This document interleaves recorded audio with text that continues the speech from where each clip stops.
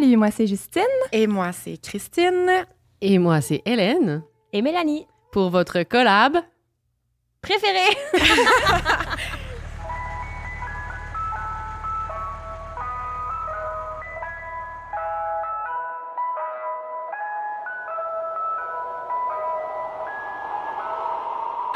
Oh merde, j'ai raté mon cue. Hein. Désolée, ça passe. Désolée, ça commence mal. T'étais déconcentré par notre public sur place. Désolée, Mélie, là. Oui, le fils Samuel de 6 mois a fait semblant d'être malade ce matin pour pas aller à la garderie et venir avec nous.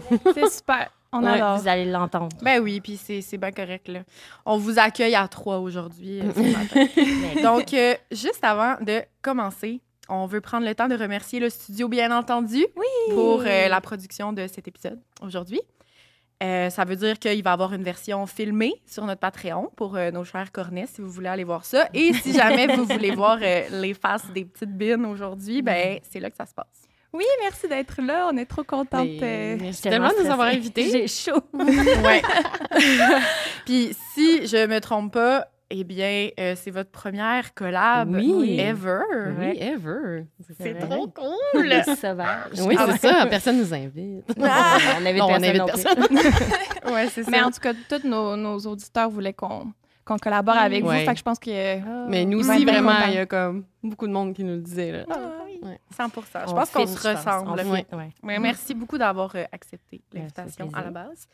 Puis, aujourd'hui, premièrement, c'est moi qui vais vous raconter une histoire. C'est comme ça qu'on va procéder.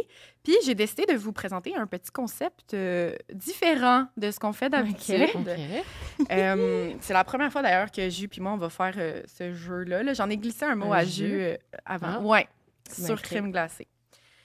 V'là 2 semaines, j'ai fait une story sur notre page Instagram pour demander comme quel concept vous voulez voir sur notre podcast. Okay. Et puis, non seulement les gens disaient « une collab avec crème de vie », mais aussi le monde, il nous disait le concept, je sais pas si vous allez savoir de quoi que j'ose, 2 vérités, 1 mensonge. Il faut qu'on trouve c'est lequel le mensonge. Exact. Ouais.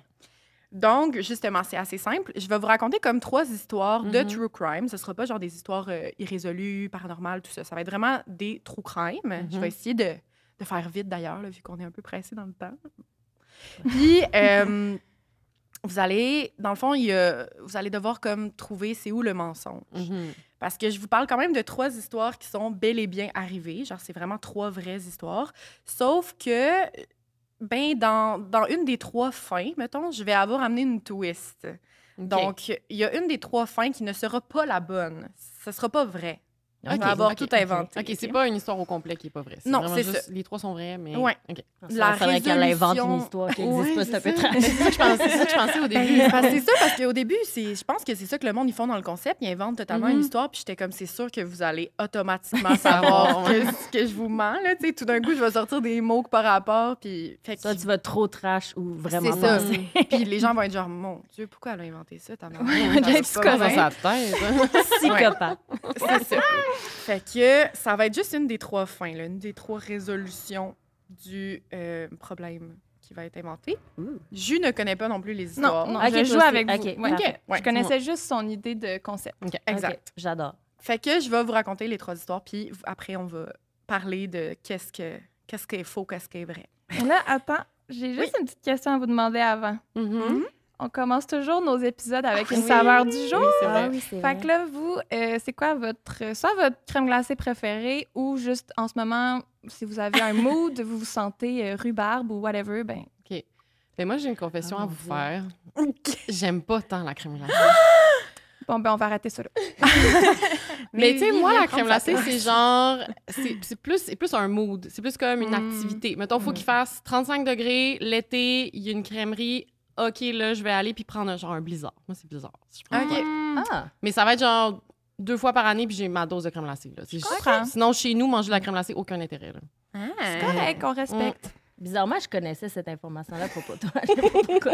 J'avais, bon, Hélène, elle va dire qu'elle aime pas ça. Party pooper! Moi, je vais être vraiment dolle, mais je viens de découvrir au Ikea le sorbet. Il y a genre une crème glacée végane. Ah ouais? Je pense qu'elle est rose à la framboise-ish.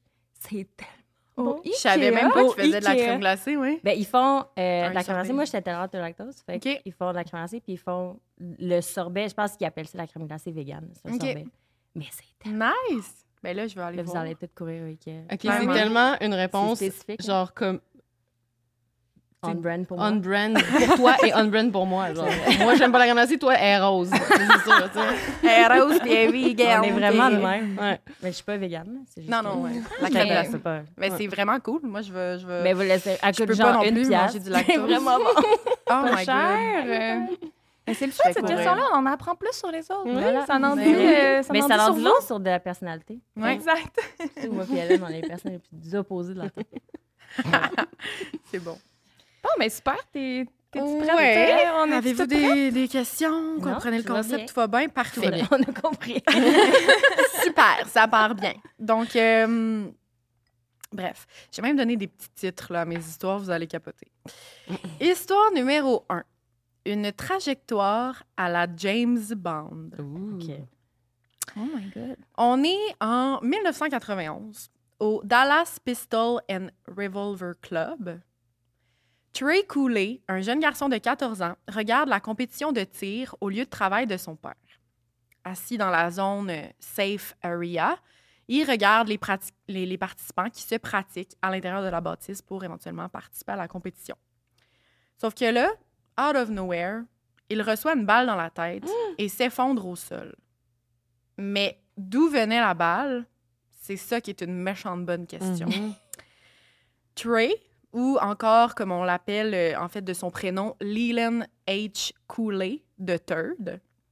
Tout un nom. Classique, un petit classique américain. Le troisième. Ouais. Ben, c'est ça. C'est un jeune homme américain, blanc, qui a étudié dans une super école, la Truett Seabolds Junior High, à Arlington, au Texas. Donc, l'école, elle se situe vraiment pas loin de Dallas, mettons, pour vous situer dans l'espace. Trey, il faisait partie de l'orchestre symphonique de son école. Il jouait du violon. Il faisait partie aussi de l'équipe de baseball et des scouts. C'était un petit gars très droit, bien éduqué, plein de vie. Puis ce qu'il aimait par-dessus tout, à part ces petits passe-temps-là, ben, c'est de passer du temps avec sa famille, surtout avec son père, qu'il considérait être son meilleur ami. Genre, lui et son père étaient de même. Son père, c'est Peter Cooley. Puis là, tout le monde l'appelle Butch. Fait que c'est comme ça que je vais l'appeler Butch. aujourd'hui. OK. Butch ou Butch, pas clair, mais même je vais l'appeler aujourd'hui. Donc, le matin du 29 septembre 1991, eh bien, Butch, il réveille son fils pour aller à la compétition. Le tir, c'est une passion que les deux y ont ensemble depuis que Trey il a comme 7 ans qu'il se pratique avec son père pour shooter des affaires, partir à la chasse, puis tout. Puis, ben, son rêve à lui, Trey, c'est de faire un jour des compétitions puis d'être un tireur professionnel. Trey, ce matin-là, ben, il faisait du bénévolat pour aider les juges à récolter les résultats puis ensuite les compiler. Puis la compétition, ben, elle se déroulait à l'extérieur. Donc, tu avais vraiment comme la bâtisse de shooting range puis tu avais des terrains extérieurs où se passait la compétition.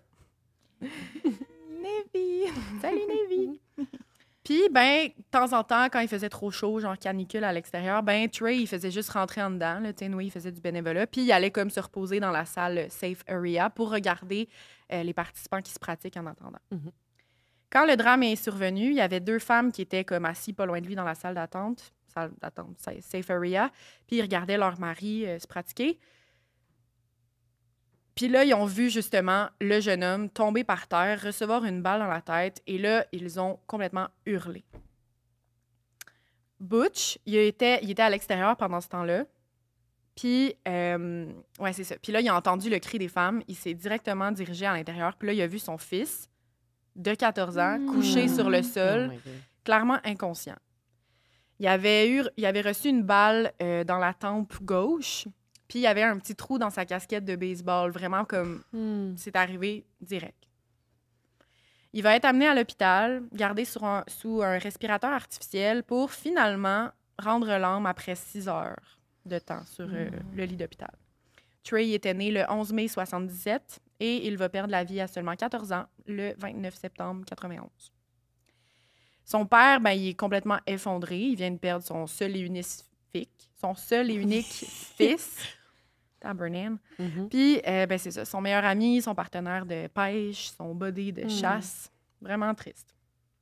Là, il va avoir une grande liste de policiers, de détectives, d'experts en reconstitution d'accidents, d'experts en balistique, puis là, j'en passe. Il y a plein de termes compliqués qui vont essayer de déterminer, ben, premièrement, genre, d'où venait la balle. Puis, est-ce que c'était accidentel ou intentionnel? Parce que là, on ne le sait pas. Qu'est-ce qui s'est passé? Peux-tu me rappeler, il était où? Il était, mettons que je voulais vous faire un dessin là, pour que vous compreniez. Mais mettons que là, on a la salle de tir. OK? La salle de tir, ben au fond, on a les cibles. Là, ça, c'est intérieur. On avait les tireurs ici qui tirent aux cibles. Puis derrière les tireurs, tu as la salle, le safe area. Fait que normalement, les balles vont même pas dans sa direction. Non. Là. Puis il n'y a aucun moyen qui Il y avait du ricochait. monde qui tirait dehors, tu disais? Il y avait du monde qui tirait dehors. Fait que ça pourrait venir de dehors. Exact. Oui, on sait pas. Puis les terrains, pour que vous visualisez tout ça, sont derrière les cibles intérieures. Mettons, tu as les cibles, tu as des couches de murs et de machins, puis derrière, tu as les terrains. Puis les terrains, mais les gens, ils tirent pas vers la bâtisse. Oui, ils tirent vers la bâtisse, ils tirent vers la mais bâtisse, je vous expliquerai, il y a quand même bien des protections. OK, excusez. Non, mais c'est correct, c'est parfait. Le but d'un safe area, c'est que c'est C'est safe, fait que c'est quand même Il y a pas ça. normal. Exact. Fait que là, je sais pas si vous l'avez un peu dans la tête, la bâtisse. Si vous avez des questions, redites-moi là. J'aurais apprécié le dessin, mais bon, ça va. J'ai complètement oublié. C'est correct, mais les gens qui l'écoutent, ils ne verraient pas le dessin. Non, c'est ça, je serais Ils genre... vont s'en faire un en écoutant. C'est ça, Un ouais. petit croquis.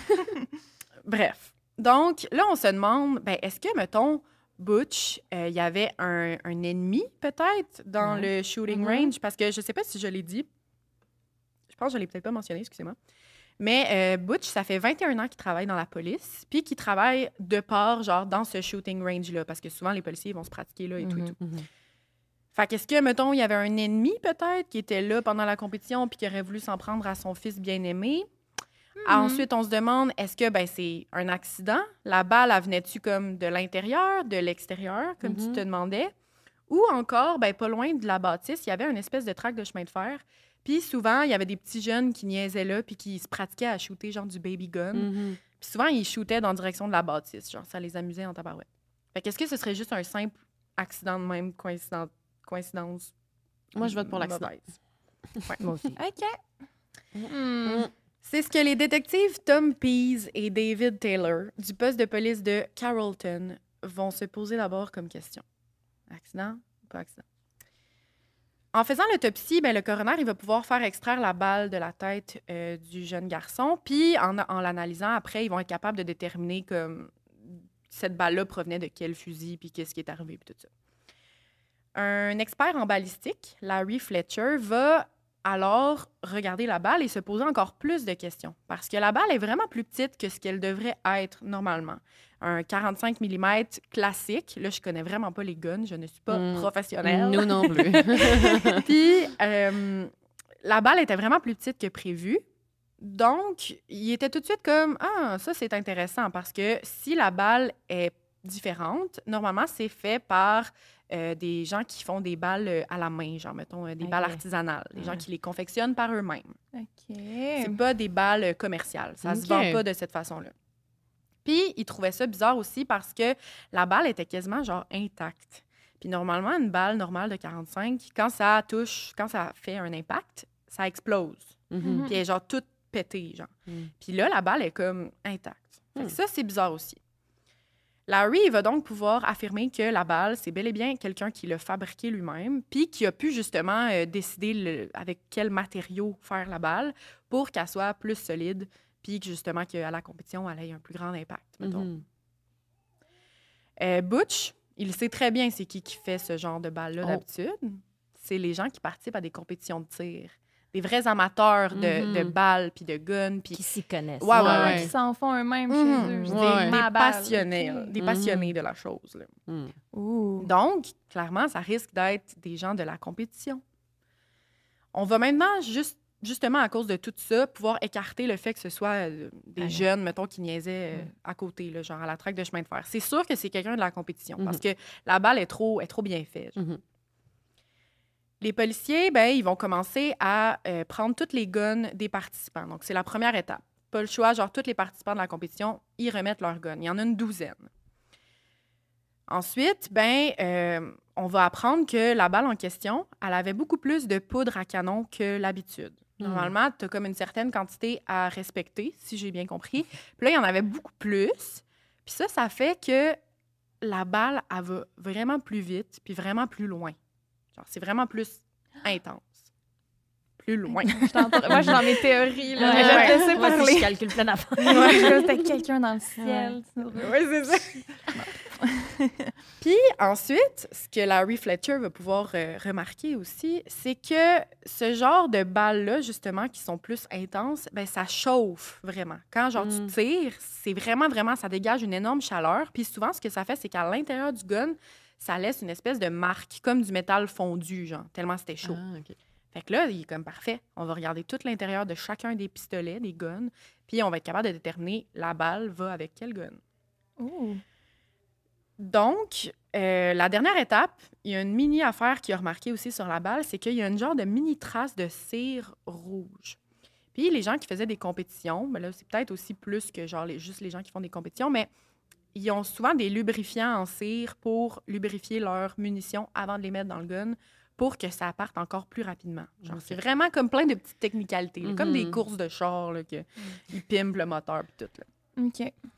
Puis, là, il va remarquer que la cire sur ce gun-là est rouge et tous les participants, à part un, utilisaient de la cire noire. Oh. Il y en avait juste un participant qui utilisait de la cire rouge. Ben là. Et là, c'est facile. Eh oui! Donc, le gun appartenait à un certain Dame Smith. Larry Fletcher va être capable de retrouver le participant de la compétition. Mais là, Dame Smith, il est amené en interrogatoire, puis il est comme...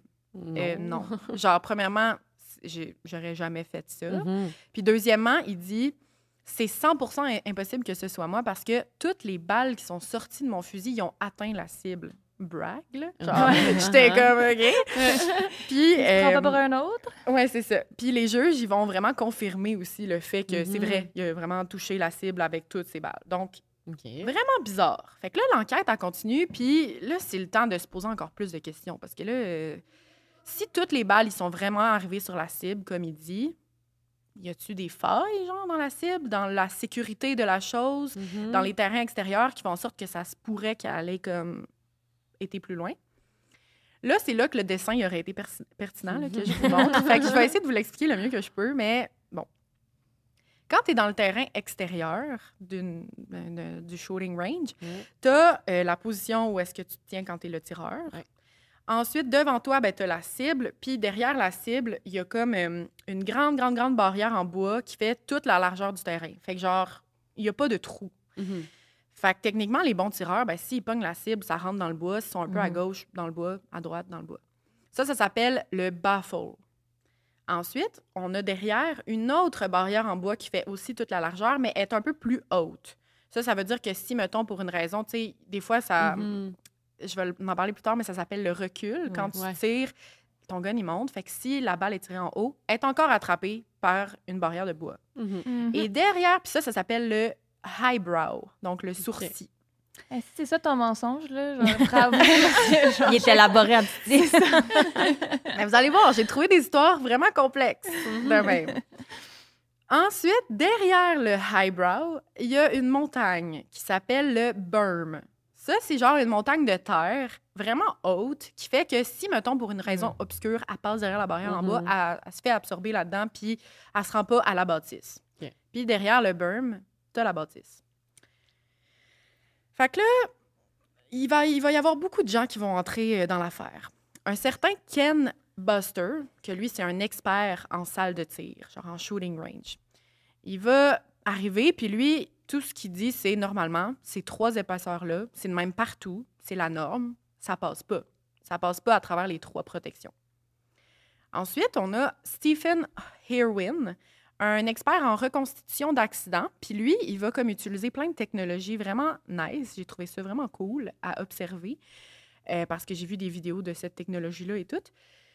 Il y a genre un système informatique genre de reconstitution 3D. Puis là, il va être capable de vraiment comme tout recréer la propriété du centre de tir. Fait que genre la bâtisse, les terrains, tout ça. Il va vraiment tout recréer exactement comme c'était pour essayer de comprendre, genre, OK, la trajectoire, on sait est partie de quel tireur, puis on sait allé où. Fait que qu'est-ce qui s'est passé comme entre les deux.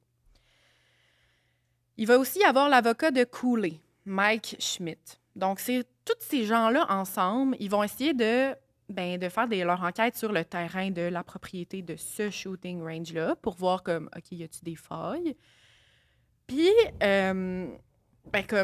bref, avec toutes les affaires de 3D, d'animation 3D, les plans, tout ça, il y a aussi comme une technique de laser. Fait qu'ils vont vraiment partir de où est-ce que la balle se répartit, puis ils vont comme voir les angles que ça aurait pu prendre. Fait qu'ils savent la balle elle a été tirée d'où?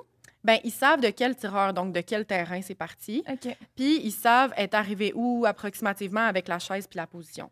Fait que ce qu'ils vont faire, c'est partir de la position, malheureusement, de la tête de Trey pour faire le chemin inverse et déterminer le tireur était où exactement sur le terrain. Puis ils pensent que c'est le monsieur à la serre rouge, là? Je me Oui. rappelle plus de son nom. Oui, ils sont convaincus parce que c'est cette balle-là, c'était sa balle. OK. La seule affaire, c'est que lui, il est convaincu que c'est pas lui, donc il faut prouver que c'est lui. Il faut juste prouver d'une manière. Donc, ils vont faire le chemin inverse. Mais là, en faisant toute leur enquête sur le shooting range, ils vont se rendre compte que c'est vraiment pas sécuritaire. Comme les normes de l'époque, peut-être qui étaient différentes qu'aujourd'hui, mais même avec les normes de l'époque, il y a plein de failles. Genre, ils brisent plein d'aspects de sécurité. Première affaire, quand on fait les lasers à partir de la tête, mettons, de Trey, ils vont être capables de remarquer qu'il y a des trous de balles un peu partout à l'intérieur, à des endroits où il ne devrait pas y en avoir. Genre, il y a des trous de balles au plafond. Il y a des trous de balles comme dans les trucs de lumière, genre au plafond. Il y en a même, justement, sur le derrière de la bâtisse, là, où ça devrait jamais se rendre. Ouais. Il y a genre 6-7 trous de balles. Fait que là, ça, c'est pas normal. Là, avec les lasers, tout ça, ils vont être capables de comme trouver, mettons, que de la tête, il y a un trou au plafond. Là, ils vont essayer ça avec le truc de laser d'angle. Là, ils vont se rendre après, ils vont trouver un trou dans le mur derrière la cible, à l'intérieur. Ça traverse une espèce de garage, genre entrepôt, où ils gardaient comme tout leur équipement de shooting range. Puis il y a un autre trou. Puis là, ça sort par un trou à l'extérieur et ça fit techniquement. C'est en ligne droite avec le terrain d'où est-ce que ça a été tiré. En faisant ça, ils vont se rendre compte que, techniquement, selon les lasers, puis ça a l'air d'être une science quand même exacte, là, son affaire, le tireur, c'est comme s'il n'était pas pantoute à sa position de départ. Normalement, pour que ce soit sécuritaire, il faut qu'il soit à 25 pieds de la cible. Puis là, c'est comme s'il était 10 pieds en avant, comme en diagonale. Genre, il était comme vraiment avancé. Vraiment pas à sa bonne... Pourquoi il était là? Mais avec la technologie des lasers, ils sont genre, il était là. C'est-à-dire qu'il a tiré de là. Les juges sont genre... Fait que là, c'est comme s'il y avait vraiment une grosse négligence de la part des responsables du tir, des juges qui n'ont pas remarqué ça, puis de lui qui a comme pas respecté les règles. Genre. Ils vont aussi réaliser que le fameux berm de 12 pieds de haut là, qui protège la bâtisse, il devrait en réalité être 20 pieds de haut, parce que la bâtisse est 20 pieds de haut. Donc, il n'était pas assez haut. Et troisième affaire, c'est que les fameuses barrières en métal, là, le baffle puis le highbrow... Normalement, il y a genre une plaque de métal qui doit être derrière pour que ce soit vraiment étanche. Puis là, c'était genre des planches de bois clouées ensemble. Il y avait des craques. Tu pouvais clairement genre passer à travers sans qu'il y ait aucune trace. Donc, c'était vraiment boboche. Puis les experts, ils vont dire que s'ils avaient vu comment c'était ce matin-là, la compétition n'aurait pas eu lieu. Fait que là, on commence à comprendre qu'il y a quelque chose qui s'est pas bien passé. La deuxième affaire qu'on va être capable de comprendre, puis je vous en ai parlé tantôt, c'est le recul, le recoil qu'on appelle. C'est que des fois, puis là, ça arrive sur toutes les guns, il y a tout le temps un petit recul, mais quand c'est un gun qui est comme pimpé un peu, là, genre modifié, puis qu'en plus rendu genre plus fort, la balle plus fort et tout, des fois, le recoil, le recul est plus fort, il est plus intense. Donc là, ce que l'expert en shooting range et en gun et en tous ces messieurs-là, là, ils vont être capables de déterminer que ce qui se serait probablement passé, c'est que quand il a shooté une balle directement sur la cible, il y a eu un recoil, puis une balle qui serait partie plus haute. Puis de la position exacte où le tireur était, avec une espèce d'inclinaison de 3 pouces, parce qu'on va être capable de déterminer qu'il y a 3 pouces d'inclinaison, où est-ce que t'es, là? T'es capable de voir par-dessus la barrière de la cible, en dessous du eyebrow, puis dans la craque entre le berm puis la bâtisse, tu vois la bâtisse. Fait que le monsieur, il est comme, tu sais, quand tu joues à cache-cache, là, si tu vois la personne, ben la personne, elle te voit. T'es pas bien caché. Navy, là, prend des notes. Fait que, il est capable de prouver que c'est ça qui est arrivé. Mais la toutes balle, ces balles étaient sur la cible. oui, mais il y en a une qui serait partie sans qu'il s'en rende compte. Puis les juges non plus l'auraient pas remarqué. Comme tout de suite après l'autre. Fait que, genre. mettons, Pas sur la cible, d'abord. ben non, parce qu'elle a comme elle a passé entre les craques de bois, elle a Ouais. passé entre toutes. Mais il l'a pas vu partir. Il l'a pas vu Ouais, partir il pense non qu'il a plus. tiré Ouais, mais 6 si balles, mettons, mais il en a tiré 7. Fait qu'il dit, Ouais. mes 6 balles ont touché la Mm. cible, mais il y en avait une 7e qui a... OK, je Parce pensais que qu'il avait ça a genre l'air- vidé son chargeur, mettons un chargeur de 12 balles. Mettons, il ouais. y aurait 12 balles non, sur la c'est ça, cible. je pense qu'il devait, mettons, Mais je là, sais il pas l'avait c'est quoi. pas vidé. OK, je comprends. Ouais. Fait qu'il y en a une qui a comme personne n'a vu aller, Ok. mais Il sait pas. ouais, il a tiré une balle de trop. Donc, vraiment, avec toute cette technologie-là, on va être capable de... Là, vous voyez, je l'ai dit au début, j'ai arrêté de lire mon texte tellement je suis dans mon histoire. Mais on va être capable de voir, comme vraiment avec le laser, qu'à la position exacte où le tireur a tiré, il y a un trou qui fit parfaitement entre les craques de bois. Il y a un trou qui fit parfaitement en arrière de la bâtisse. Ensuite, dans l'entrepôt. Ensuite, dans le plexiglas qui sépare la zone safe area des tirs et directement dans la tête de Trey. Hey.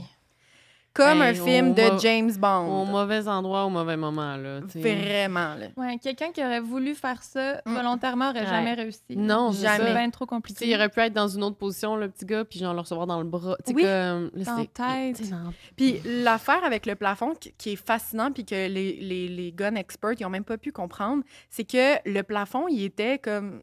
Tu sais, techniquement, la balle, elle aurait dû passer à travers le plafond. Mais là, ce qu'elle a fait, c'est qu'elle a genre fait une énorme trace puis elle a ricoché. Mm. Elle a ricoché de 10 Ça a pas de bon degrés. Oh, Puis c'est comme sérieux? avec ce 10 degrés-là qui est arrivé sur Trey. Fait qu'ils comprennent même pas. Puis la balle, elle allait à 12 pieds à la seconde. Ça allait vite, là. C'était très tac. Fait que même dans un film, là, genre, tu vois ça, puis t'es comme, hey, là, t'exagères. Ouais, Arrêtez, ça se peut là, pas. ça Ouais, se c'est peut ça. pas, là. On y Ouais. croirait pas, là, tu sais. Butch, il va poursuivre le shooting range, là où il travaillait d'ailleurs, Mhm. puis il va poursuivre comme les gens qui faisaient les règlements, là, Ouais. la haute instance, parce qu'il est genre, moi, je suivais ces règlements-là, puis là, Ouais. j'apprends que le shooting range où je travaille depuis 21 ans, il est pas legit, genre. Ouais. Fait qu'il va le poursuivre avec son avocat, puis le juge, qui s'appelle Bill Rhea, il va dire que dans toute sa carrière en tant que juge, tu sais, c'est un vieux monsieur là, qui dit ça, dans toute ma carrière, ça rentre dans le top 2 ou 3 des affaires les plus impressionnantes que j'ai vues. Il dit, les experts qui sont venus m'expliquer la théorie, genre, de toutes les affaires d'animation, puis de laser, puis tout, il dit, j'avais jamais entendu quelque chose d'aussi impressionnant. Je capotais. Bravo à ça. Ben là, il l'a pas dit de même, là.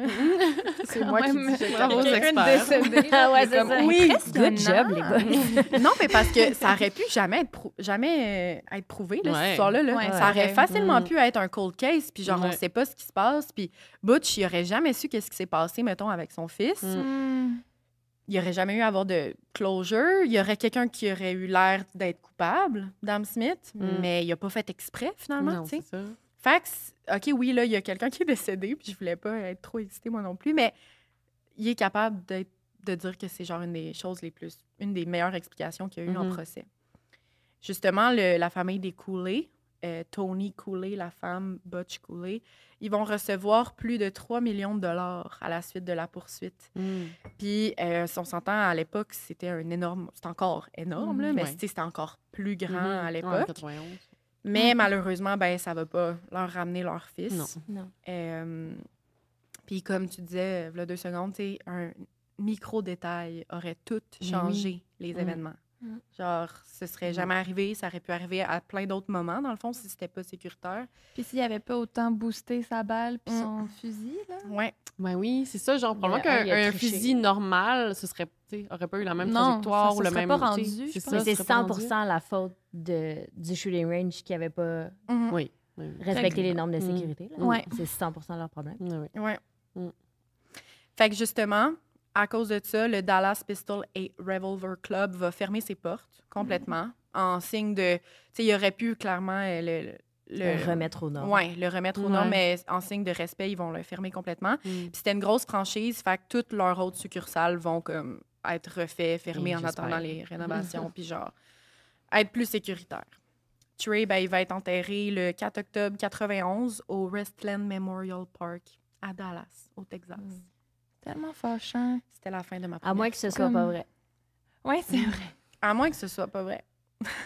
Dans le fond, le mensonge, c'est qu'il n'a pas été enterré, il a été incinéré. Ah, c'est ça! Imagine, c'est juste ça que Détail. j'ai... L'humour dark d'Hélène. C'est juste ça, j'ai pimpé. Donc voilà pour ma première histoire. OK. OK. Nos cerveaux, ils font Ouais. Ouais, là, on est en train de réfléchir, là. Je vais C'est une très essayer bonne Merci. J'ai essayé de trouver des histoires un peu, genre, dans des termes que moi-même, je comprends pas. Comme ça, j'ai essayé de vous fouiller. Ah, on a appris beaucoup, là. Le eyebrow, le Ouais. brom, brom. On a tout Recoil. oublié déjà. Le recoil, ça, je le Burn. savais. Ouais, moi aussi. Burn. Ouais. C'est sûr qu'il y a des gens qui se connaissent, qui nous écoutent, qui sont là. Ah, boy. Ouais. Qu'est-ce que vous êtes, Les filles, qu'est-ce que Restez dans vos podcasts. Parlez pas Quatre d'affaires filles qui techniques. parlent de d'abord. gars. Ouais. Histoire numéro 2. Le petit titre que je lui ai donné. Fumer comme une cheminée. On est en... Je vous mets dans le mood tout de suite, là. C'est une complète zone de guerre autour de vous. Il y a des explosions partout, du feu, de l'odeur de fumée, de l'odeur de peau humaine qui brûle. Là, ça, c'est difficile à imaginer. Des gens qui hurlent partout. C'était en 1990. L'accident de voiture impliquait... C'était en fait... Là, je vous parle de l'accident de voiture qui implique le plus de voitures à cette époque-là en Amérique du Nord. 99 voitures, Hein? presque toutes détruites, 12 morts, 56 blessés. Wow. Tabarouette. L'autoroute, il mesure plus de 3 miles de long, la partie d'autoroute où il y a eu l'accident. Puis, ben, c'est connu, en fait, pour être la partie de l'autoroute la plus brumeuse ever. OK. Mais qu'est-ce que cette fameuse brume? Puis pourquoi un aussi gros accident, quand même, est arrivé à ce moment-là? Les victimes puis les proches des victimes, c'est ça qu'ils vont vouloir savoir. L'accident s'est produit sur l'autoroute Interstate 75 Nord, au Tennessee, donc aux États-Unis toujours, dans la portion entre la ville de Chattanooga et Knoxville. Donc, c'est une autoroute qui est construite au milieu d'une vallée de montagne. Donc, d'un côté, tu as la montagne Cumberland, puis de l'autre côté, tu as la vallée, la chaîne de montagnes Great Smoky Mountains. Depuis que cette autoroute-là, elle existe, en 1973, ben, il y a une dizaine d'accidents de voitures de la sorte, là, de type carambolage, qui sont survenus dans la même partie d'autoroute, dans le même 3 miles, genre de distance. Le premier, il est survenu seulement 4 mois après l'ouverture de l'autoroute, donc après 1973. Puis ils n'ont pas allumé, genre, on est... Ouais, c'est ça.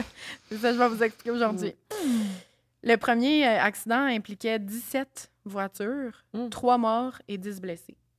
3 mois plus tard, un deuxième accident, toujours au même endroit, 9 voitures, 9 blessés, aucun mort cette fois-ci. OK, c'est jamais comme une voiture. Non, Non, non, non, des c'est gros pas deux accidents, voitures qui se là. rentrent dedans. C'est des là, carambolages. 40 000.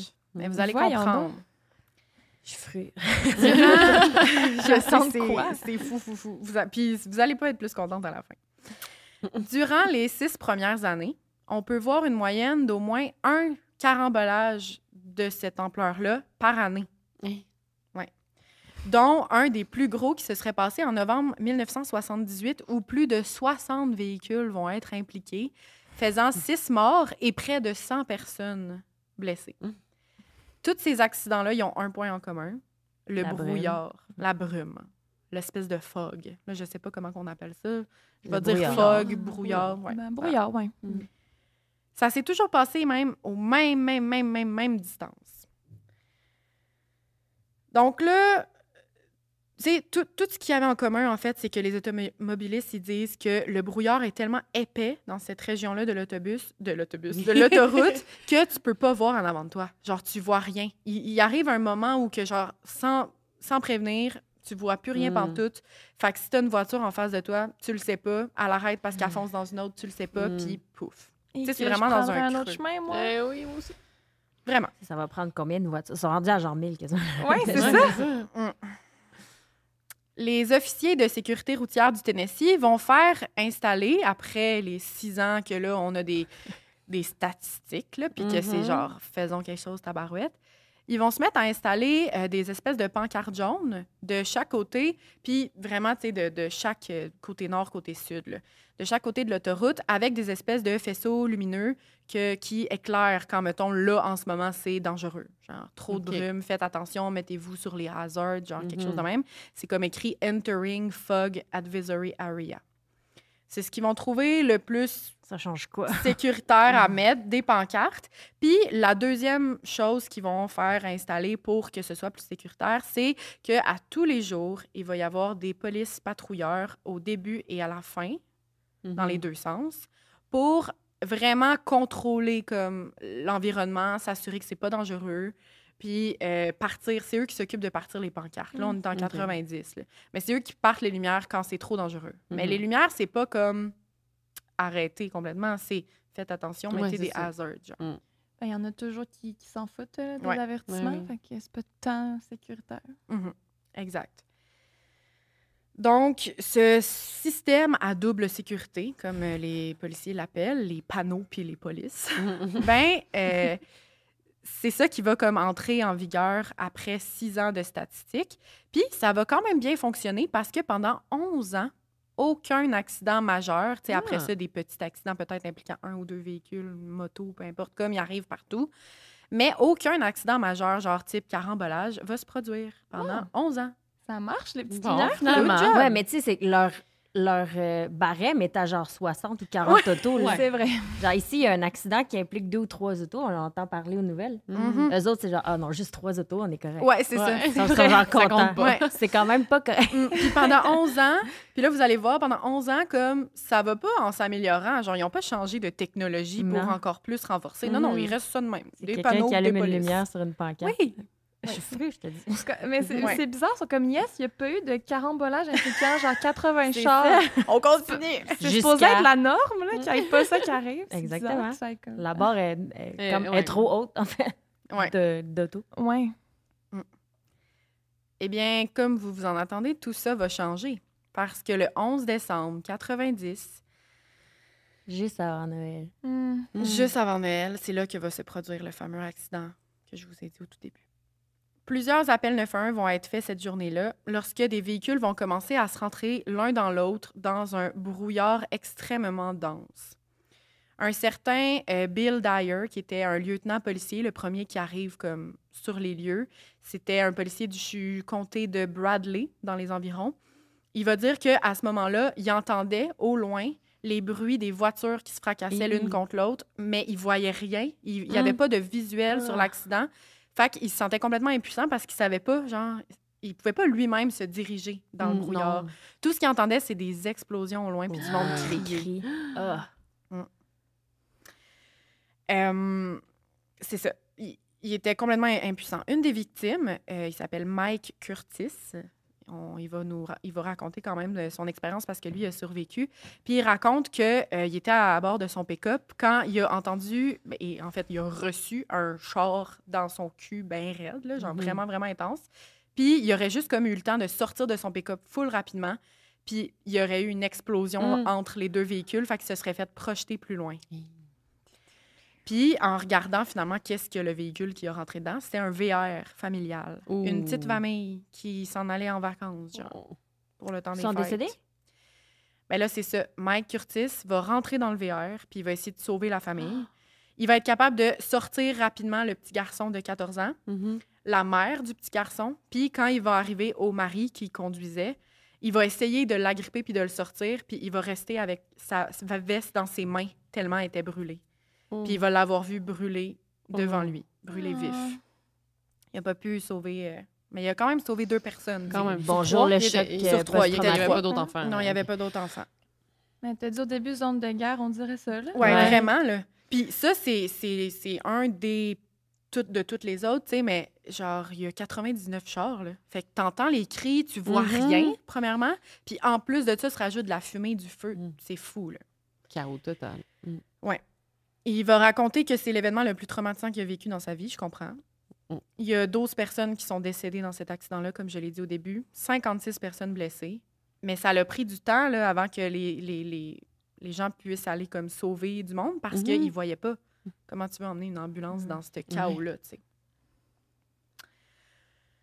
Donc, bref, puis Mike Curtis, il va raconter que, puis plusieurs autres survivants vont raconter qu'ils ont même vu des chars tellement écrasés entre 2 autres voitures que le véhicule mesurait genre 3 pieds de long. Genre, je sais pas c'est combien, mais 3 pieds de long. Puis ils voyaient qu'il y avait encore des gens à l'intérieur. Tu sais, c'était ce genre de truc-là. Là.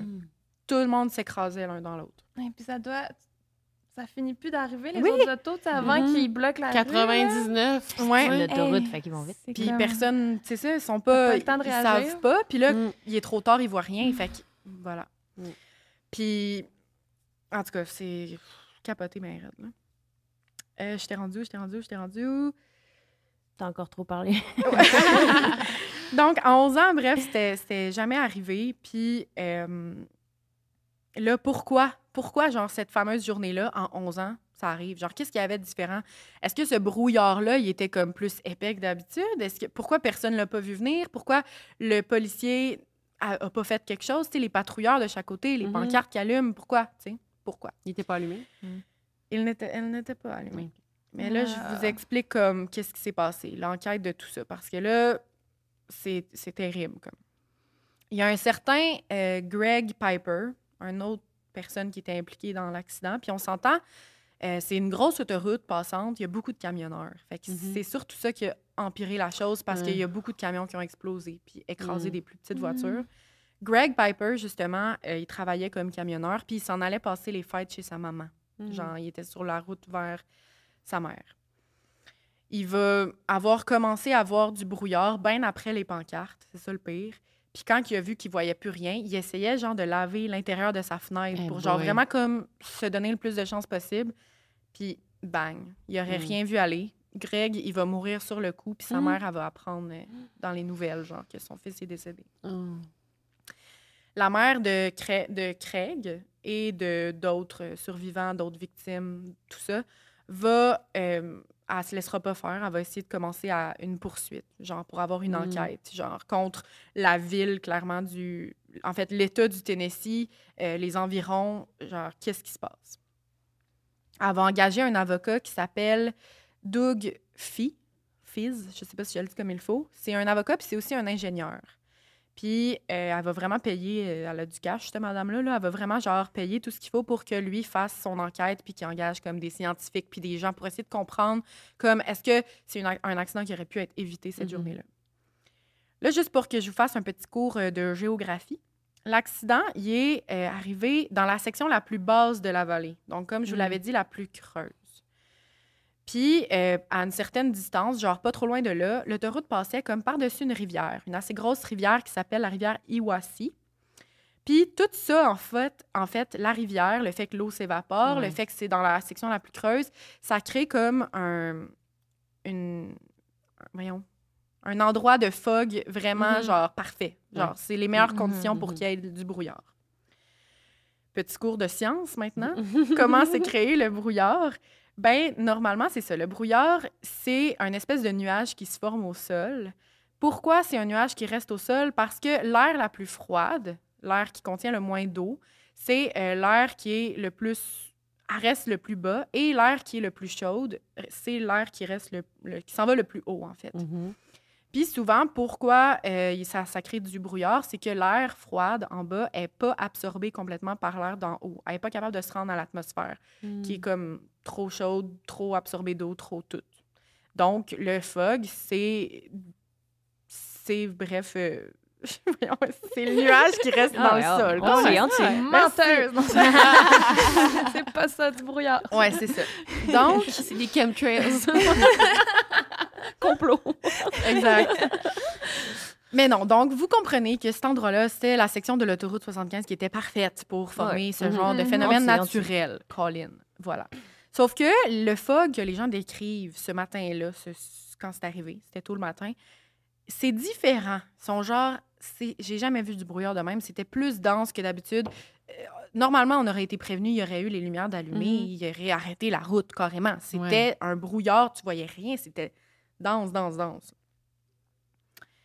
Donc, là, on va essayer de comprendre, voyons donc, tabarouette, est-ce qu'il y aurait comme un autre facteur qui aurait créé un espèce de brouillard ou au moins amplifié le brouillard déjà naturel, tu sais? On va avoir Wayne T. Davis, qui est un enseignant à l'Université du Tennessee. Puis, lui, je pense qu'il est enseignant comme niveau météorologique, quelque chose comme ça. Puis, il va dire que dans les derniers jours, la quantité de fog était présente, mais vraiment faible. Tu sais, c'est déjà comme un endroit qui, normalement, il y en a tout le temps. Mais là, dans les derniers jours, c'est bizarre parce que ça allait bien. Genre, il n'y en avait pas beaucoup.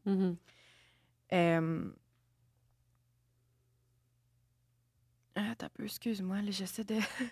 Il va dire aussi qu'une grande quantité de la vapeur d'eau provient de l'usine de papier juste à côté, l'usine Bowater Facility. Donc, à quelques mètres seulement à l'est, donc tu as l'autoroute qui part nord au sud, puis à l'est, tu as une usine de pâte et papier qui produit énormément de vapeur d'eau. Puis normalement, cette vapeur-là, elle se rend comme dans l'atmosphère, mais des fois, ça peut amplifier peut-être le côté comme brouillard naturel qui se crée dans cette partie-là de l'autoroute. Cette usine-là a créé de la vapeur d'eau 24 heures sur 24 parce qu'elle est toujours en fonction. Puis, voilà. Sauf que Wayne Davis, il avait déjà fait une enquête par rapport à cette usine-là avant. Donc, après les fameuses statistiques qui sont sorties dans les 6 premières années, là, il va déjà avoir fait une enquête pour savoir est-ce que l'usine a un impact sur le brouillard qui se crée comme dans cette section-là, l'autoroute. Est-ce que ça l'amplifie? Sinon, il faut faire quelque chose. Genre, il faut que le Tennessee, tu réagisses et soit que tu construis une autre autoroute plus loin, pas aussi creuse, ou que l'usine, ben bye-bye, genre, elle s'en va ailleurs. Ouais. Puis, ce qu'on lui avait répondu à ce moment-là, c'est qu'on n'allait pas mettre le financement pour une étude pareille. Et l'État du Tennessee a complètement refusé de financer cette recherche-là. Puis, ils ont préféré de mettre les fameuses pancartes et la police patrouille. Sauf que le système, ben c'est ça. Il a fonctionné pendant 11 ans, mais on voit clairement que c'était pas infaillible, sinon ça n'aurait jamais recommencé.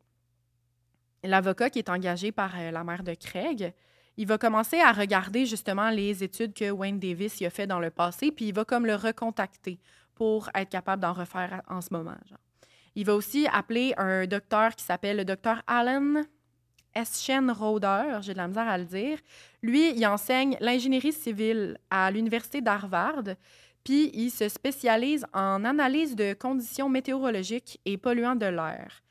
Il se spécifie encore plus en risk management, donc gestion du risque. Gestion du risque dans la météo et tout ça. Puis là, ensemble, avec l'avocat, le Wayne machin, le scientifique, ils vont essayer de comprendre, genre est-ce que c'est possible de recréer exactement la même température qu'il y avait ce matin-là et de comprendre, genre, si c'est naturel ou si c'est comme créé par une autre source. Donc, en faisant contact avec des aéroports pas loin, mettons, vraiment de comme savoir, c'était quoi la température exacte pour essayer de comprendre, genre, dans le creux, c'est quoi qui s'est passé. Ils vont donc faire appel à l'aéroport de Chattanooga, qui était comme la ville d'un côté, et à l'aéroport de Knoxville, qui était la ville de l'autre côté. Puis, ils vont se demander, comme ce matin-là, aux premières heures, c'était quoi la température? Ils vont aussi faire appel à comme des plantations d'énergie nucléaire dans le coin, genre des grosses entreprises vraiment pas loin, comme des aéroports qui doivent comme avoir un relevé météorologique à tous les jours. Puis ils vont demander aussi à eux. Les 4, ils étaient unanimes. Presque aucun nuage cette journée-là. Une journée genre ensoleillée, dégagée, avec un vent très léger. Donc c'est bizarre, parce que techniquement, ce matin-là, tout ce qui est environnant, il disait qu'il faisait parfaitement beau. Donc, pourquoi il y aurait eu un accident, tu sais? J'essaie tellement d'analyser, tu t'en vas où? Ouais. Genre un brouillard criminel? Ben, ils veulent... Il y en a qui avaient des machines à des machines à fumer. On t'en va où, là? Un vilain genre dans Batman. Là, c'est parce qu'ils veulent essayer de comprendre, genre, est-ce que c'est complètement naturel ou est-ce qu'on a fait une erreur quelque part? Genre, est-ce qu'on a fait une erreur en laissant cette fameuse usine-là? Est-ce que les policiers étaient bel et bien, genre, présents et actifs dans leurs fonctions? Ils veulent comprendre, tu sais. C'est ça qu'on essaie de trouver. Parce qu'au final, c'est un accident, là. On sait que c'est pas quelqu'un qui, qui s'est mis à vaper autour, là. C'est pour ça que j'ai appelé mon histoire « Fumer comme une cheminée ». Inquiétez-vous pas, c'est pas mon mensonge. Mais tu sais, c'est pas cave de même, mais ils veulent quand même comprendre. Sauf que là, on va comprendre plus tard que cette journée-là, il y avait... Attends.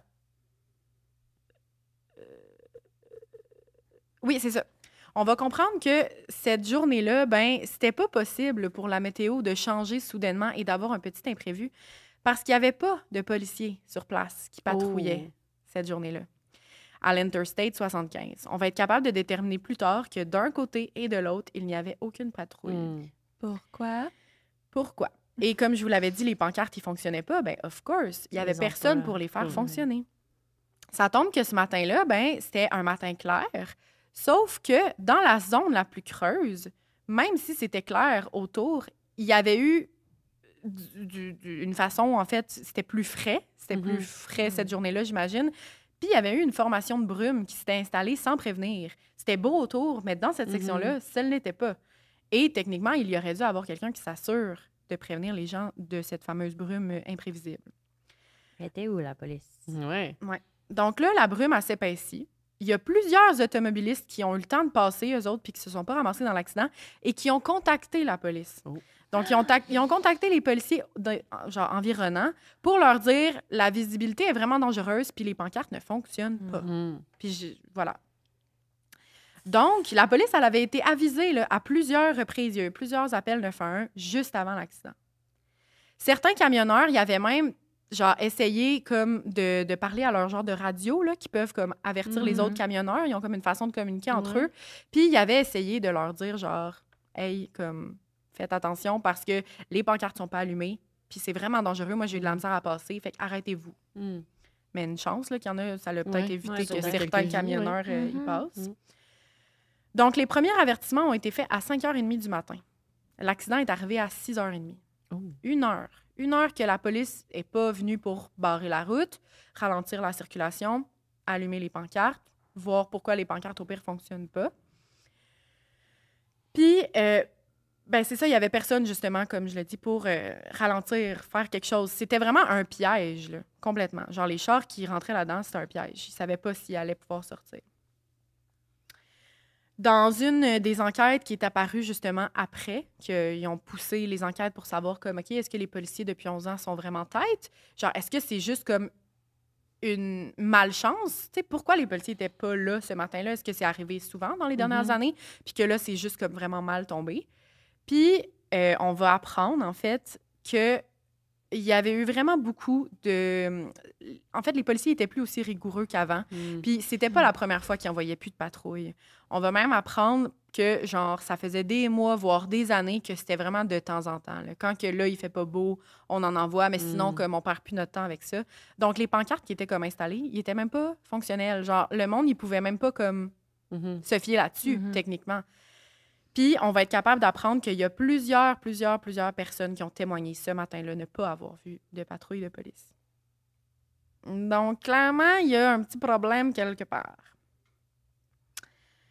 Il y a un rapport qui a été fait du National Transportation Safety Board qui va justement, dans l'enquête, par après, mettre la responsabilité sur les forces de l'ordre, puis mettre en lumière un système de gestion de crise complètement défaillant, genre ça fonctionne pas, une absence de plan d'intervention, genre de qu'est-ce qu'on doit faire, parce que là, on se fie juste à genre, est-ce qu'il y a des policiers, la pancarte, elle fonctionne-tu, puis tout. Et des poursuites, genre, à la ville vont être... là, je me suis perdue dans mon texte, là. Des poursuites, genre, justement, de l'État du Tennessee vont être enclenchées pour être capable de trouver, genre, les lacunes. Aucune victime, aucun survivant ne va être dédommagé pour la chose. Ça va aboutir à rien, en fait. On ne sera pas capable de prouver dur comme fer que la police a bel et bien comme son tort là-dedans. Donc, malheureusement, tout ce qui a changé aujourd'hui, c'est que les pancartes, eh bien, c'est des pancartes automatisées. Donc, c'est plus des pancartes, mais au moins, là, mais c'est plus la police qui les contrôle, c'est une espèce de pancarte qui détecte la brume. Puis quand elle dépasse une certaine intensité, la pancarte s'allume.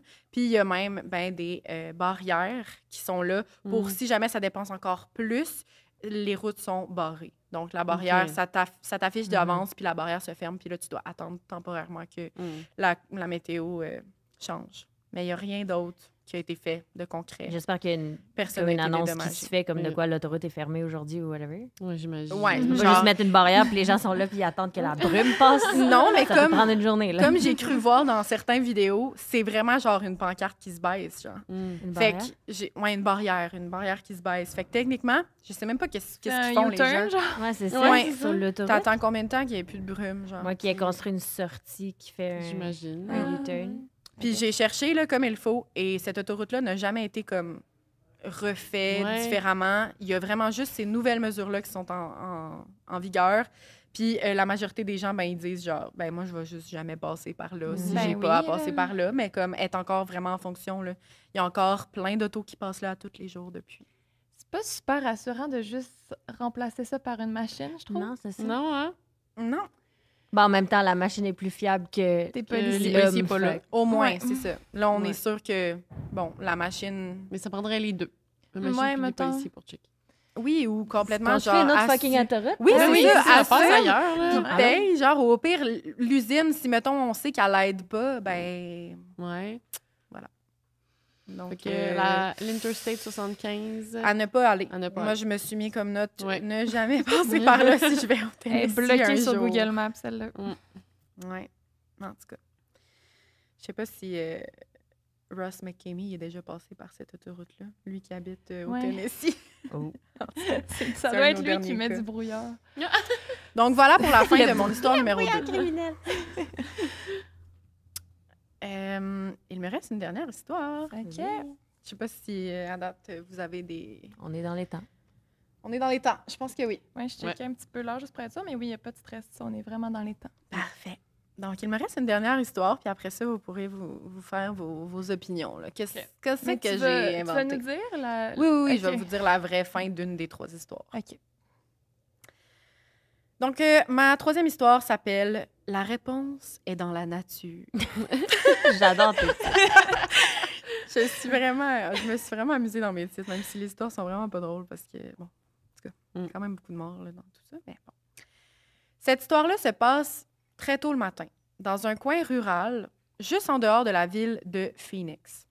Un motocycliste passe sur une route et découvre, sur le côté de la route, le corps d'une jeune femme, le corps nu d'une jeune femme couchée par terre. En s'approchant, on va vite se rendre compte qu'elle a été battue, attachée, étranglée et peut-être, potentiellement, agressée sexuellement. On le sait pas. Qu'est-ce qui s'est passé? C'est la question qu'on se pose. Quand la police va arriver sur les lieux ce matin-là, ben, ils vont essayer de recueillir le plus de matériel possible sur la scène du crime, clairement. La victime, comme je l'ai dit, était nue, à l'exception d'une camisole qui était comme levée en haut de ses seins et un T-shirt qui était autour de son cou. Clairement, c'est ça qui a fait l'étranglement de la fille.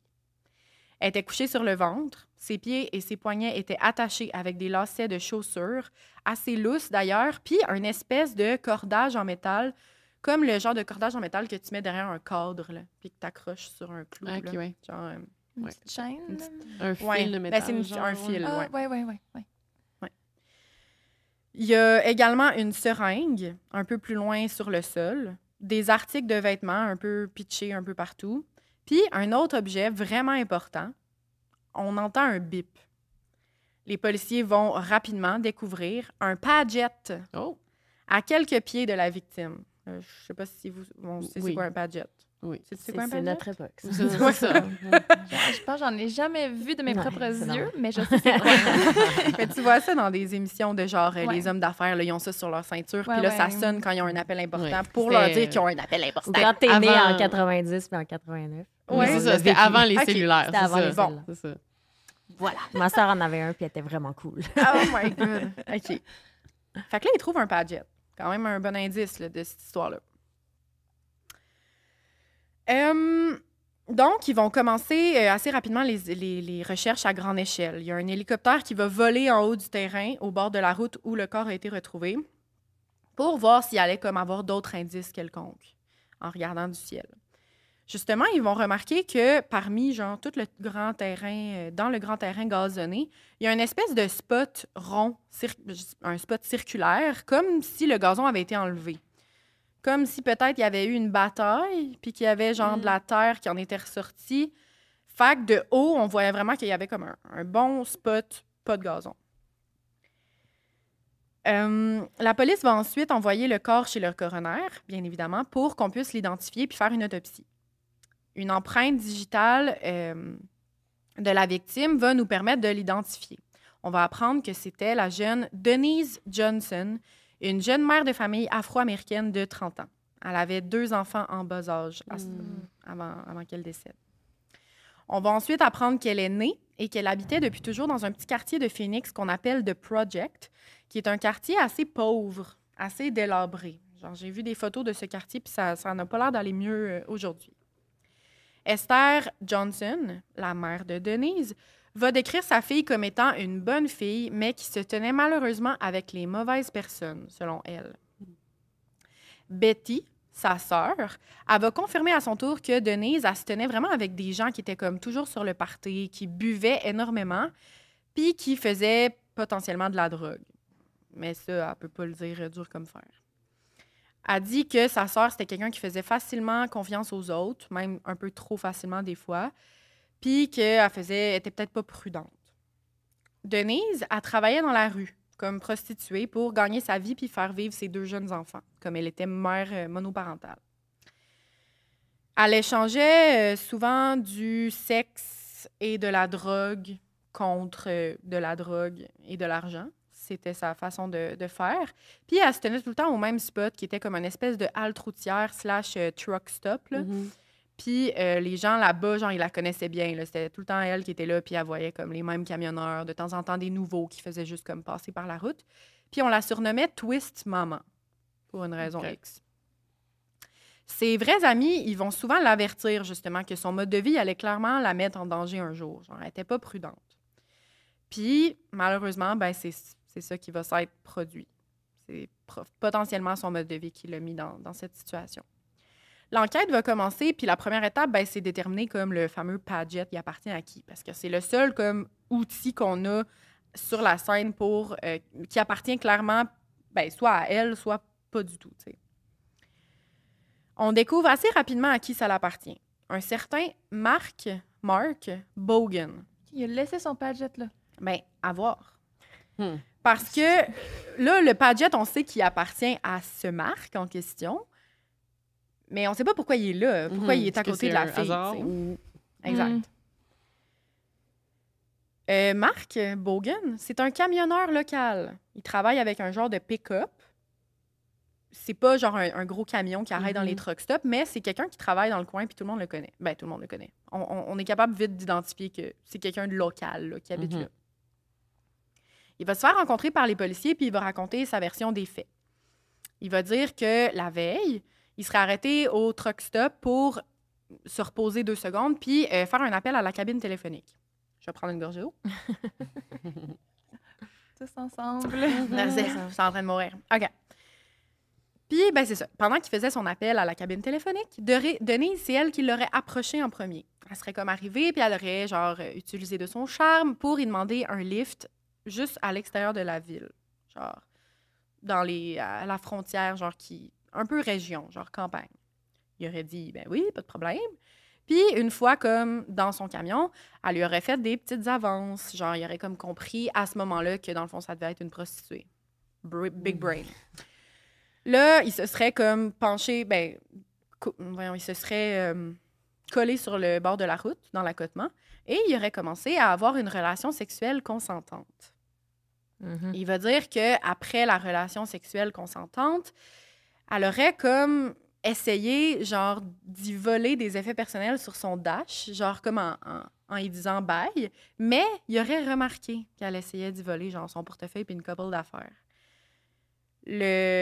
Marc, il aurait réussi comme à rattraper son téléphone, son portefeuille, puis il était pas mal sûr que c'était la seule affaire qu'il avait pris, tu sais. Fait que là, il était un peu mad, il était genre, OK, mais genre, on a eu un bon moment, là, c'était un peu, tu sais, poche que, dans le fond, tu voles mon portefeuille, mais peut-être qu'il voulait pas la payer, tu sais. Ensuite, il aurait repris son portefeuille, il l'aurait foutu dehors, elle aurait commencé à marcher sur le bord de la route, puis c'est la dernière fois qu'il l'aurait vue. Il dit que c'est tout ce qui est arrivé, sauf que là, le lendemain matin, quand il s'est réveillé, il a réalisé qu'il n'y avait pas son Padjet. Puis il aurait automatiquement appelé sa compagnie de téléphone pour leur signaler qu'il n'y avait plus son Padjet, donc de l'arrêter, de whatever. Je ne sais pas ce qu'il pouvait faire à distance avec un Padjet perdu, là, mais voilà. C'était une belle histoire. Ouais. Drôle de hasard. Tout concorde bien. Oui, c'est un ça. peu trop bien. Pendant l'interrogatoire, les policiers vont remarquer que Mark, il y a des graphings sur son visage, des graphings quand même récentes. Donc là, ils sont genre, OK, probablement que s'il y a des graphings d'en face, potentiellement qu'on va peut-être trouver de l'ADN sous les ongles de la victime, du sang, de la peau, quelque chose. Par contre, durant l'autopsie, aucune trace de sweet focal n'appartenant pas à Denise va être trouvée. Ah ouais. Rien du tout. Aucun ADN étranger. Aucun Pas de ADN. sperme non plus. Pas de sang. Pas... c'est ça. En fait, rien du tout en dessous de ses ongles. Puis, on va être capable de déterminer qu'il n'y a même pas eu d'acte sexuel parce qu'ils n'ont pas trouvé aucun sperme, aucune salive, aucun poil, aucune trace de vêtements. Rien du tout. Rien du tout. Denise, c'est comme si elle n'avait jamais eu de relation sexuelle cette soirée-là. OK. Mais là, en plus, lui dit l'histoire, qu'il y a eu une ça a pas de relation sens, sexuelle. ouais. avec elle. Oui, fait que là, c'est un peu étrange. Hmm. On va être capable, avec l'autopsie, de déterminer que sa mort a été causée par asphyxie, donc strangulation, et que ce serait probablement arrivé avec le chandail qu'elle avait autour du cou. Son propre chandail à elle, d'ailleurs. Sauf que là, comme on n'a aucune information, aucune ADN de trouver, aucune preuve, il n'y a pas les empreintes digitales sur le Padjet non plus. Donc, qu'est-ce qu'on fait? Puis en plus de ça, Mark Bogan, il va pas changer sa version des faits. Il la tient. Puis il l'a dit plusieurs fois, puis il change pas la version des faits. Donc là, les enquêteurs sont comme par où commencer. Genre, on est pas mal sûr que c'est lui, mais il faut le prouver. Le jour suivant la découverte du corps, on va avoir Charles Norton, qui est un détective en criminalité, puis qui va être assigné à l'affaire. La première étape qu'il va faire, c'est qu'il va aller sur les lieux où le corps a été retrouvé, puis il va comme se promener dans le coin. Genre, s'imprégner des lieux, essayer de comprendre comme qu'est-ce qui aurait pu se passer, essayer de voir aussi s'il n'y a pas des preuves qui ont été laissées puis qui n'ont pas été vues par les policiers qui étaient sur place et tout. La région, elle faisait partie du comté de Maricopa, à environ une demi-heure de downtown Phoenix. Juste pour vous dire à peu près il est où. C'est vraiment comme une petite région, là. Il est dans un champ, là, un petit peu plus loin que la ville. À un moment donné, il y a quelque chose qui le frappe.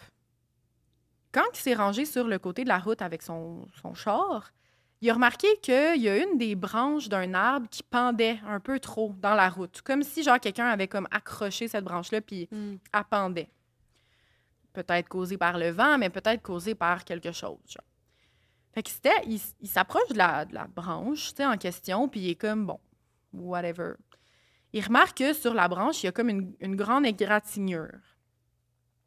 Puis, lui, son réflexe, c'est de prendre une photo. Il prend une photo de l'arbre, il prend une photo de la branche, puis il va prendre des petites feuilles de la branche, puis il va les garder avec lui. Comme si, genre, cet arbre-là pouvait peut-être l'aider un jour, parce qu'il trouve rien d'autre. L'arbre en question, ça s'appelle un Palo Verdes. Là, c'est son nom latin, I guess. Mais c'est le genre d'arbre que, tu sais, il y a genre des espèces d'hélicoptères qui tombent. Oui. Je sais pas si vous appeliez ça de même. Oui. Ouais. Des petites feuilles hélicoptères, là. Bon. Avec des petites graines dedans, puis tout. Bon. C'est cet arbre-là. Sauf que, par exemple, cet arbre-là, il y en a partout dans le coin. Puis il va apprendre plus tard qu'il y en a partout en Arizona, point. Genre, il y en a partout.